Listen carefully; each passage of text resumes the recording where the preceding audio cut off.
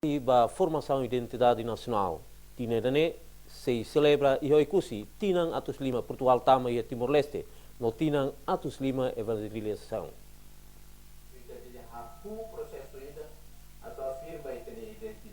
Presidente da Autoridade Região Administrativa Especial Ikusi Ambeno Hateten, Igreja Católica rola parte da identidade nacional.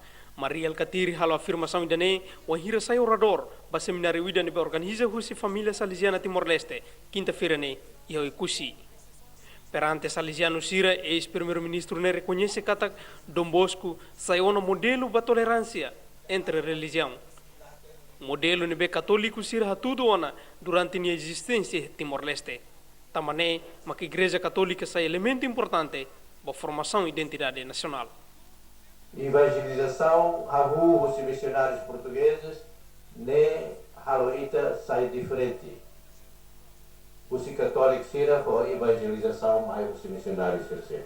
Ne mak haloita hau que os católicos pela colia da religião católica.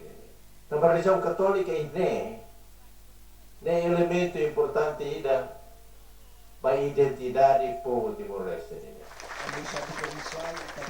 Político ne husu estudante sira ne be participa em seminário ne atu hameti na fatin sira ne fiar e a doutrina Igreja Católica tamba sayona identidade timoroang hotuniang mas que balun la os católico.